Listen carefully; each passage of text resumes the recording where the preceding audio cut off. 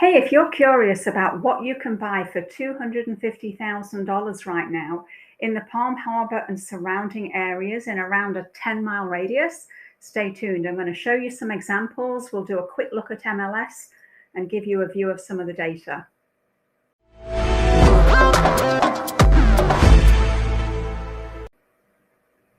All right, so let's jump straight onto MLS and start to dig into what you can buy for about $250,000 right now. So we've got several houses there, but what I'm looking at right now is what has sold. So let's have a quick look at that first. So we can go down as far as Seminole at 248, over to Citrus Park and up to New Port Richey. Let's take this one over in Citrus Park and take a look at that. So it's over on Foxhall Drive. Let's pull up the listing.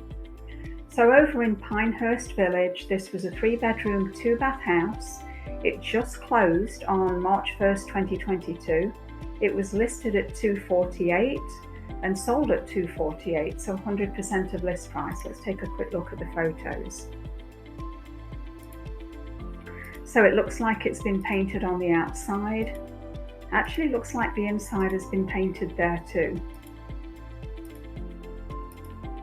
So nothing too dramatic, some original floors, possibly some newer carpets, but some original floors here. Interior laundry room, and then here we have a backyard. Looks like an older air conditioning unit. So let's see what the listing says. Every detail has been restored and ready for buyers with high expectations. Let's go back to the map and pull up another one.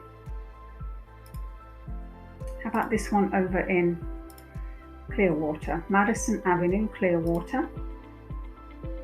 So Madison Avenue in Clearwater, listed at $229, sold price $250. See, beautifully updated 3-bedroom, 2-bath home in the heart of Clearwater.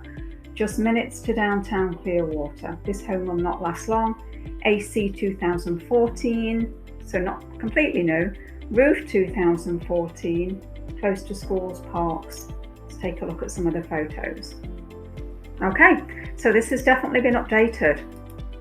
And I can tell you now, from everything that we see when we're out on the market,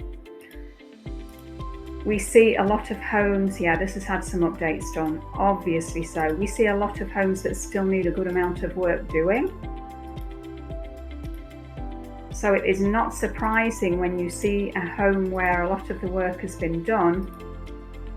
So let's jump in and have a quick look at the data. I've pulled all the active, pending and homes that have sold in the last 30 days in that 15-mile radius. Let's have a look at what the data says. Now bear in mind, these are homes priced listed between $245 and $250. So unsurprisingly, the average list price is $248,675, and unsurprisingly, that's the price that those houses have been listed at when they have gone pending, which it tells me that on here. Pending listings, we've got 70 of them, and on average they were listed at $248,583 when they went pending. But let's have a look what that looks like for the sold listings. So we have 43 sold listings in that time frame, just in the last 30 days. And down the side here, we can see the list price to sales price ratio. Now, historically, it might be that houses would be selling at an average of 94-95%. That's not really the case anymore. Look at this. Houses listed at $224, selling at $245, 108.9% of list price. Listed at $229, sold at $245, 106%, 102%, 98%, 108%, 107%, and on and on and on through these listings. But look at this, the majority of these listings right onto page 2 selling at and above list price. Let's have a look how that continues. We've got one that sold listed at $220, sold at $250, 113% of list price. On average, then we have an average sale price of 99.1% of list price, with the median being full list price. What that means for buyers coming in is we have to have a strategy that means that we can get your offer taken seriously by a seller. And sometimes that means that we have to look very creatively at what is it listed at and what do the comps suggest that the house should sell for.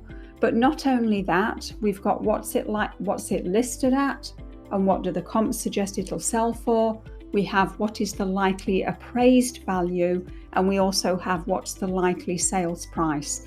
A lot of these sales are cash sales, meaning there isn't even an appraisal completed, or we have a situation where even if someone's financing, the buyer is agreeing in writing upfront with a very clear plan how they intend to bridge the gap between any deficit on what the house appraises for and what they're under contract for. So if the house is listed at 225 and you're closing at 250, you've offered 250, we need to be able to demonstrate how you're going to pay that difference. We need proof of funds for that difference, and we definitely need a plan and a conversation for that, because that's a situation that we're seeing all the time in this market. So we're here to help with that. If you enjoyed this video, you might like some of our other videos about how you can be successful in this market, whether you're buying or selling.